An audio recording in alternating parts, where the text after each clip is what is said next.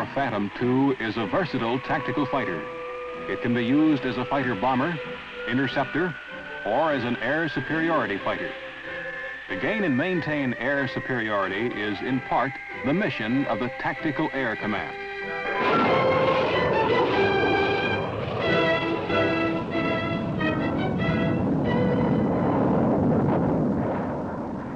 F-4 pilots assigned the specific mission of seeking out and destroying enemy aircraft in the air and on the ground must understand and be proficient in aerial combat maneuvering.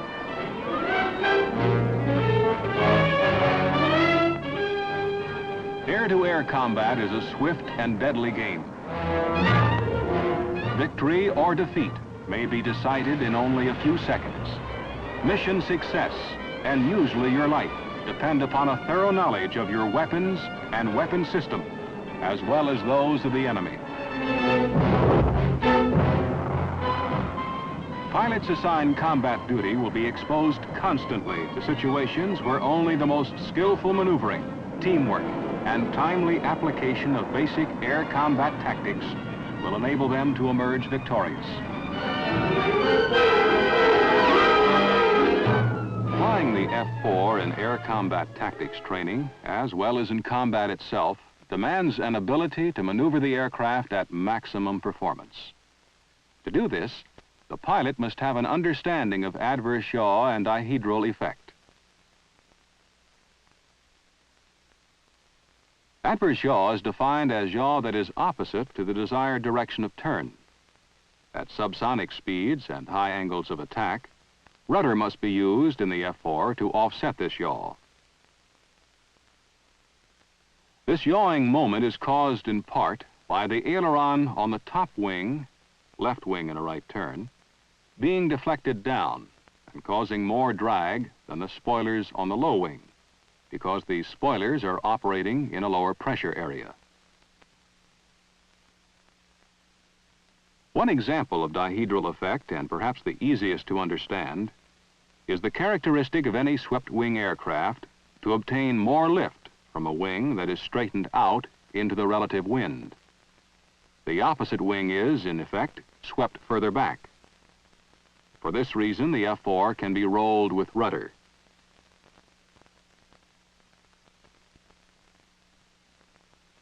When performing a hard turn, as angle of attack begins to increase, the pilot may be tempted to tighten the turn by using more aileron. This adds to the undesirable condition, and if these improper controls are held, a snap roll-away from the desired turn may result. This could be disastrous in combat. To prevent a snap roll or post-stall gyration, the pilot must, when subsonic at high angles of attack, use rudder to control roll rate and bank, hold the ailerons neutral, and control turn rate with backstick pressure. Caution: develop a feel for the rudders. Do not arbitrarily jam full rudder in the direction of turn, or dihedral effect will cause a roll in the direction of applied rudder. With proper training, the F-4 pilot will have no trouble in developing a feel for his aircraft and flying it to maximum performance. Remember, you are flying the airplane, not riding it. The basic fighting unit is the two-ship element. It is much more maneuverable than a flight of four. The leader must, however, spend a great deal of his time clearing the wingman rather than looking for potential targets.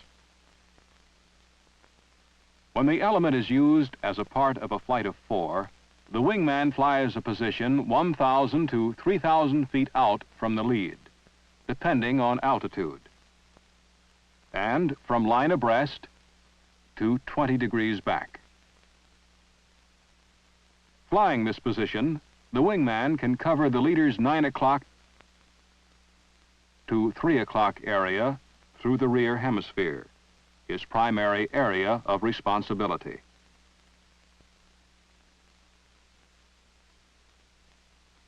During turns, the wingman maneuvers in the horizontal and vertical planes.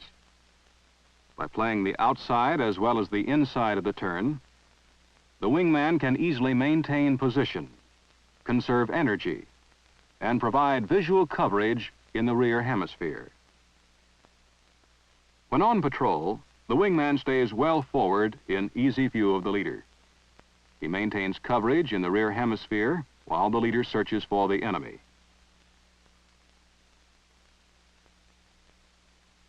The distance between aircraft may be increased at higher altitudes due to increased enemy missile performance.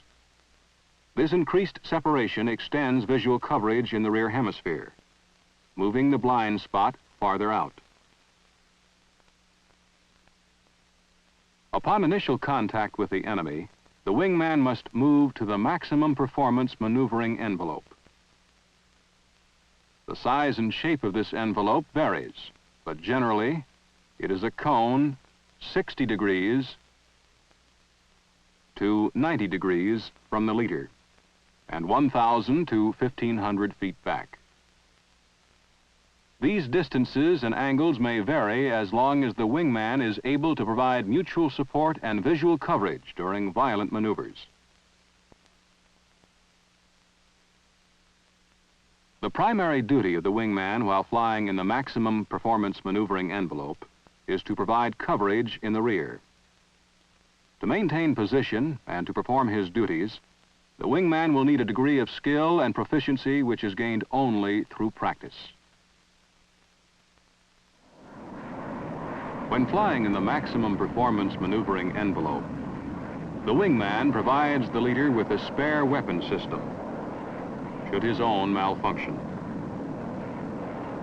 My gun's jammed. Take him, too. Should this occur, the wingman moves forward, assumes the lead, and maintains whatever advantage the leader may have had.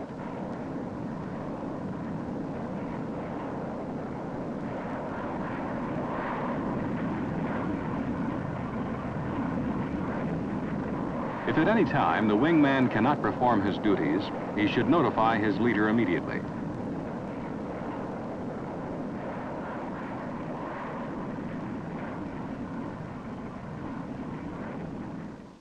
The offensive potential of the two-ship flight is greatly enhanced when it is used as part of the basic combat patrol formation. This is a four-ship flight comprised of two mutually supporting elements. In this formation, the leader plans the attack and engages the enemy. The number 3 man, or element leader, supports the flight leader and assists in the attack. The number 2 and 4 men support their respective leaders and cover the vulnerable 6 o'clock areas. Since the element leader functions as alternate flight leader as well as leader of his own element, he is selected for his demonstrated leadership, ability, and aggressiveness. The supporting element is flown 3 to 9,000 feet out from the leader and 0 to 5,000 feet up. These distances will depend upon altitude, configuration, and mission requirements. This is because of decreased enemy missile performance in denser air and the difficulty in seeing camouflaged aircraft at low altitudes. Visual contact must be maintained. While on patrol, the element leader may maneuver his element from a position of line abreast to a maximum of 10 degrees back.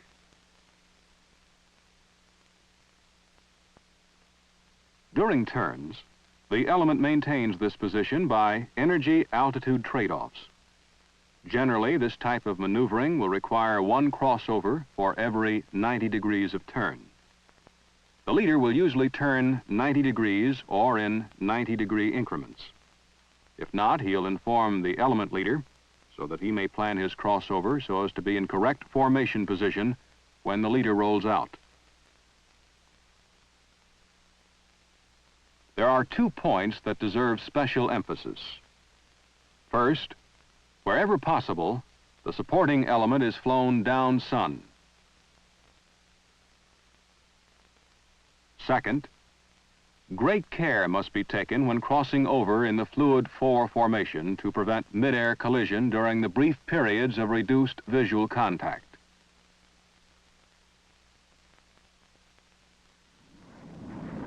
Correct employment of visual search techniques by each member of the flight will provide good detection rates at ranges of 3 miles or more in the rear hemisphere. The flight leader searches the forward hemisphere from 15 degrees above the horizon downward. The lead also makes casual checks of his element and its rear area. The element leader, in addition to maintaining his position, searches the forward hemisphere from 10 degrees below the horizon upward. The right wingman searches the area from the flight leader's 9 o'clock position to the rear as far as he can see. The left wingman searches the area from the support leader's 3 o'clock position to his rear as far as he can see.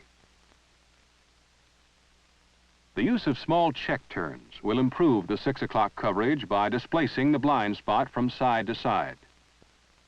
Laxity in performing scan responsibilities cannot be tolerated.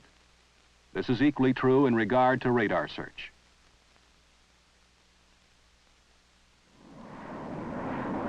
Radar coverage in a flight of 4 is improved when each flight member searches a definite area with a minimum overlap. The lead aircraft selects 1-bar scan, radar mode, 50-mile scope, and adjusts the antenna elevation so that approximately half-inch ground return appears at the top of the scope.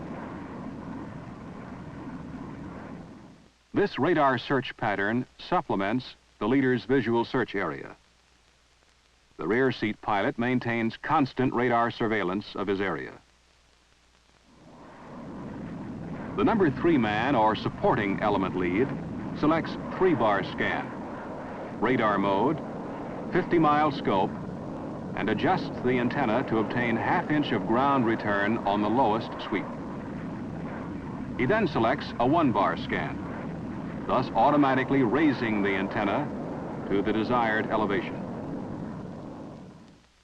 This radar search pattern supplements the element lead's visual search area. The number 3 rear seat pilot, like the lead rear seat pilot, concentrates exclusively on radar scan. The number 2 man selects 1-bar scan, radar mode, 25-mile scope, and adjusts the antenna so that half-inch of ground return appears at the top of the scope and maintains that search position. While the number 2 aircraft commander is scanning his visual search area, the rear seat pilot divides his time evenly between the radar and a visual scan of the same area scanned by his aircraft commander. The number 4 man selects 1-bar scan, radar mode, 50-mile scope, and adjusts the elevation strobe to 8 degrees up. He then selects 3-bar scan for search. The rear seat pilot in the number 4 aircraft, like the number 2 rear seat pilot, divides his time evenly between visual scan and radar scan. The number 4 aircraft radar scan area combined with the number 2 radar scan area provides a thorough long-range detection capability in the forward hemisphere when combined with the visual and radar scan of the lead and supporting element. It can be said that the air battle consists of 3 phases: acquisition, maneuvering, and terminal. Acquisition. You must find the enemy to engage him. Maneuvering. You must outmaneuver the enemy to destroy him. Terminal. You must know your weapons and weapon system to hit him. The F-4 has an excellent long-range air intercept radar. If properly used, this radar can be a decisive factor in the air battle. With this long-range detection capability, it is probable that contact will occur in the forward quadrant prior to visual contact.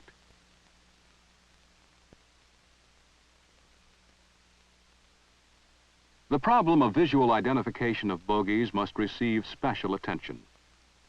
Proper interpretation of radar returns can provide valuable information at sufficient range and time to allow the attackers to maneuver to gain tactical advantage prior to visual contact.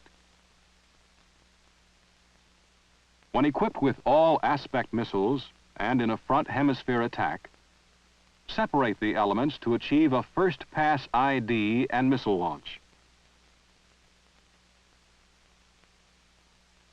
A good rule of thumb to determine minimum contact range necessary to gain the separation for attack is approximately 3 times optimum missile range.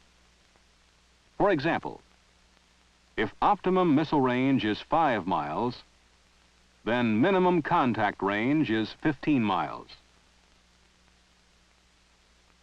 If contact is made at sufficient range, the ID element should make a descending acceleration using afterburner to 1.2 Mach. The launch element executes a barrel roll or S maneuver to obtain desired separation in minimum time. While gaining separation, the ID element wingman should make a thorough radar search of the area for other aircraft that could be a threat. The ID element lead maintains radar contact and maneuvers for a collision course.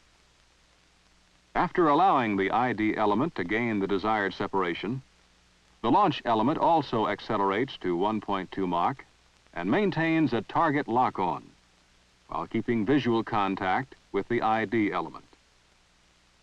As soon as visual ID can be made, the ID element lead relays to the launch element lead the identification of the target aircraft, and, if it is enemy, clears him to fire. MiGs, 21s. No missiles on board. Clear to fire, clear to fire.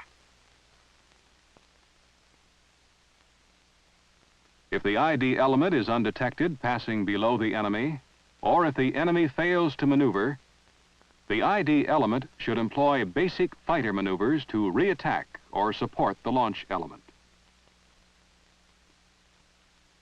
If, however, the ID element is detected and the enemy maneuvers against it, they may employ counter-maneuvers against the enemy or continue a straight-ahead run-out while the friendly launch element sandwiches the enemy. When the ID is made and clearance to fire received, the launch element executes either a front or a rear hemisphere attack, depending on the enemy's actions. Both elements then engage the enemy, supporting each other until the enemy is destroyed. When attacking from a beam, the separation required is less, and it is easier to attain. On the initial visual identification pass, the ID element may fire if identification can be made soon enough. If not, he turns 180 degrees from the target's heading and maneuvers for a follow-up attack. The turn will put him out of the target area and allow the launch element a shot as they follow and maneuver for a missile or a gun attack. The two elements then fight as a team until the enemy is destroyed.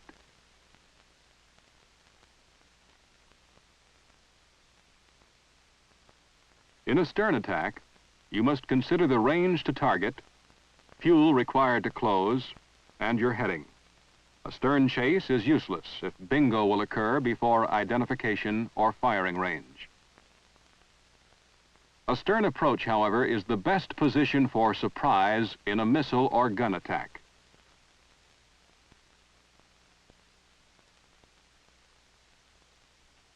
The elements in a stern attack maneuver so as to keep pressure on the enemy at all times and support each other until the enemy is destroyed.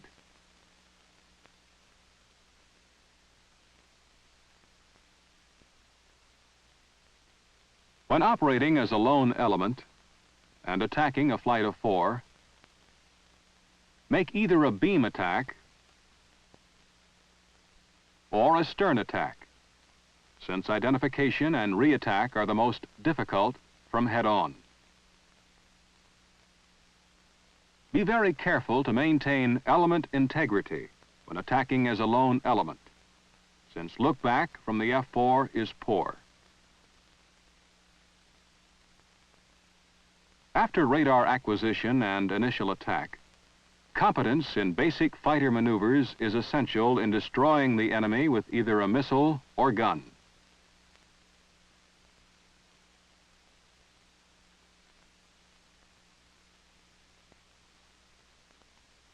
The high-speed yo-yo is a good maneuver to maintain the advantage when on the attack.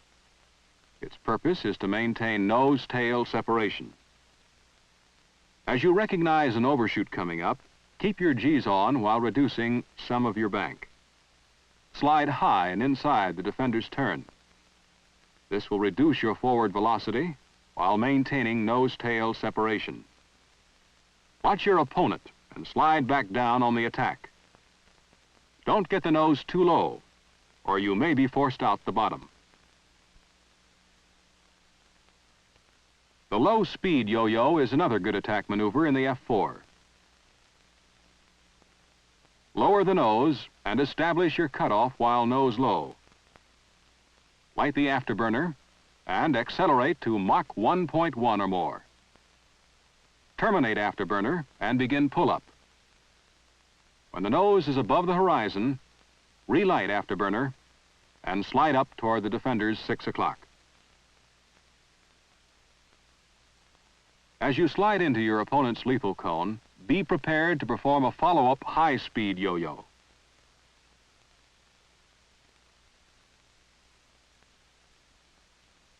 The barrel roll attack is an excellent offensive maneuver for a missile or gun attack. When the defender is turning into you while you are still at long range, 8,000 feet or more, and generating angle off, 40 degrees or more, begin the maneuver from low and inside the defender's turn. Play the rate of roll for the desired effect, depending on the range and rate of the defender's turn.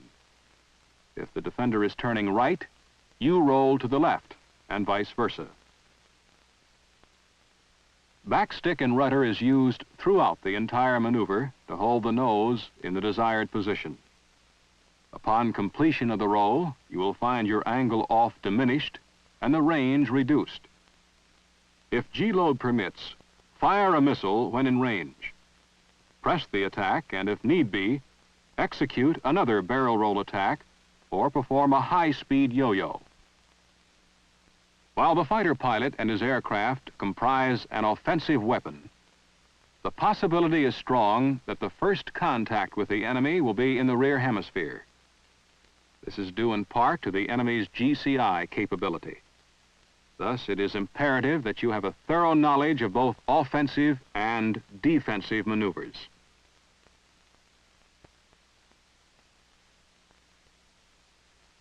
The basic defensive maneuver is the defensive turn. This is a hard turn performed to prevent an opponent from achieving a launch or firing position. With this maneuver, the defender can diminish the lethal envelope and improve his position by rotating his cone of vulnerability away from the attacker.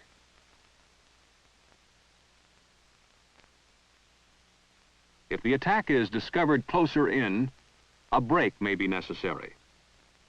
This is a maximum performance turn into the attack to destroy the enemy's tracking solution and force him to overshoot. The effect is gained in the first 45 to 60 degrees of turn.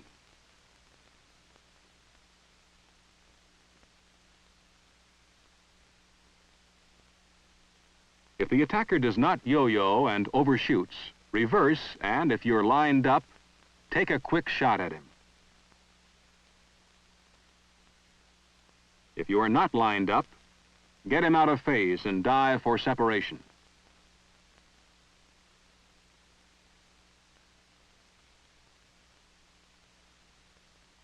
If an attacker has been forced to overshoot, another maneuver is the scissors. As the MiG overshoots, make a nose-high reversal and continue with a series of turn reversals. This will rotate your lethal cone away from the attacker and force him again to cross your flight path and eventually to your 12 o'clock position.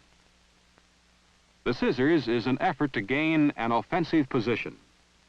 The advantage, however, lies with the aircraft having the shorter turn radius and the lower airspeed. For For this reason, the Scissors is not considered a good maneuver against the lighter, more maneuverable MiG series aircraft. After the first couple of reversals, if you cannot get a shot, watch the MiG. Get him out of phase with you, and when he cannot see you, roll rapidly. Engage the afterburner, pull the nose down to vertical, and accelerate out.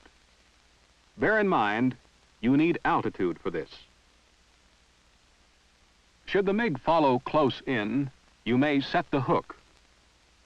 As he commits himself nose low, reduce power, extend speed brakes, and pull up at maximum performance. This should throw the MiG out the bottom. Roll off and drop in on him.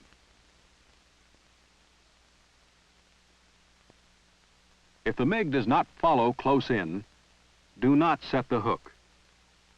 Accelerate out to at least Mach 1.1, descend to low altitude, and gain separation.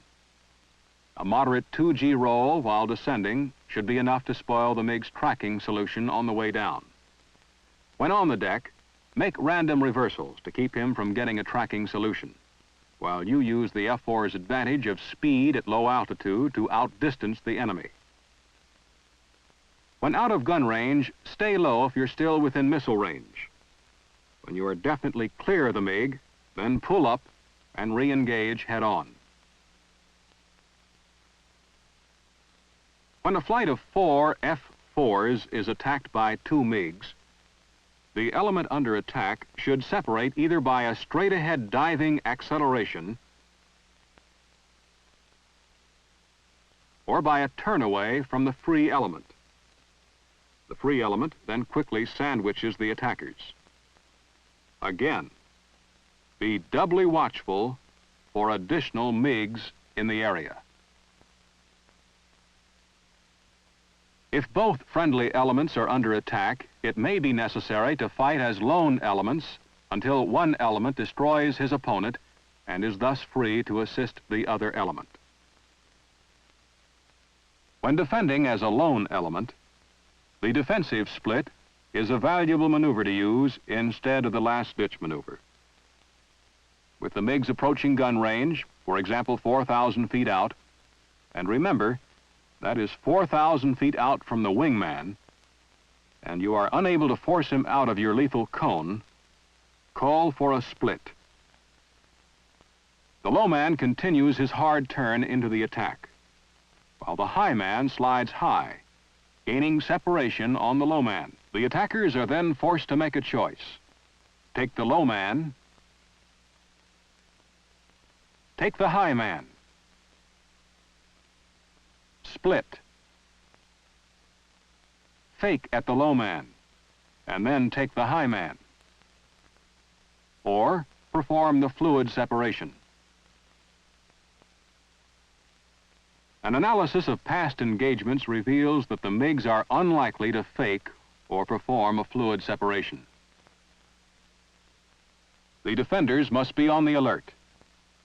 If the attackers split, each defender then defends himself and fights alone until he's destroyed his opponent before he can assist the other friendly aircraft.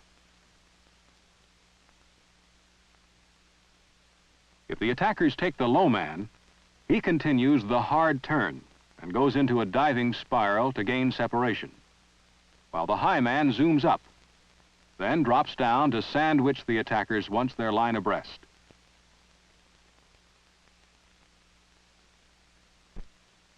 Should the attackers take the high man, he performs a moderate G roll-under, ending in a turn away from the low man. The low man then pulls up and sandwiches the attacker as quickly as possible. It becomes readily apparent that teamwork and radio discipline are mandatory for the defensive split.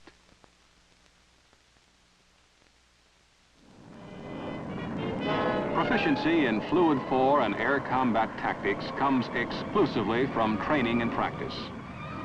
This proficiency is the only key to success. Air combat is a deadly game played for the highest stakes in the world. Your life and the life of your buddy. With so much to lose, there is no room for error. The knowledge gained in an aggressive air combat tactics program, combined with the skills developed in air-to-air gunnery training, will provide the tactical fighter pilot the tools necessary to engage and destroy the enemy in the fight for the sky. Good luck and good hunting.